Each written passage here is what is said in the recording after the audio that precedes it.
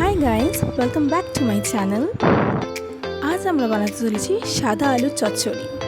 চলুন শুরু করা যাক। চলুন দেখে নেওয়া যাক কী কী উপকরণ লাগছে। 3 থেকে 4টে আলুর টুকরো করে নিতে হবে, চেরা কাঁচা লঙ্কা, শুকনো লঙ্কা, কালো জিরে, নুন ও চিনি। চলুন তাহলে রান্নাটা শুরু করা যাক। প্রথমেই কড়া গ্যাসে বসিয়ে কড়া গরম হলে তার মধ্যে সর্ষের তেল দিয়ে দিতে হবে। সর্ষের তেল গরম হয়ে আসলে তার মধ্যে শুকনো লঙ্কা ও কালো জিরে ফোড়ন দিয়ে দিতে হবে।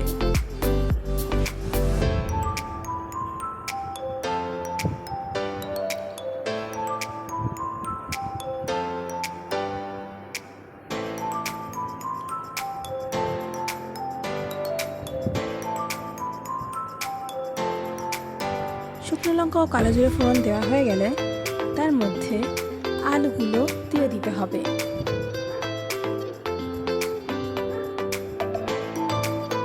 আলুটা যখন হালকা ভাজা ভাজা হয়ে আসবে তার মধ্যে নুন ও পরিমাণ মতো চিনি দিয়ে দিতে হবে।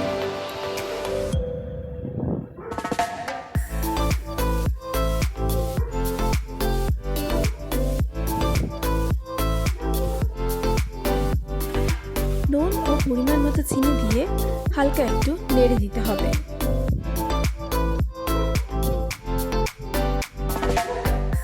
তারপর তার মধ্যে চেরা কাঁচা লঙ্কাগুলো দিয়ে দিতে হবে।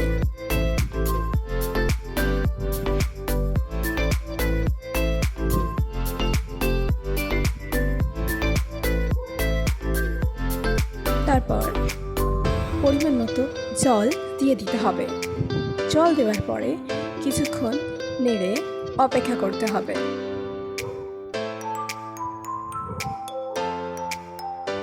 জল ফুটে আসলে ও আলু সিদ্ধ হয়ে আসলে গরম গরম সার্ভ করুন সাদা আলুর চচ্চড়ি রুটি বা পরোটার সাথে।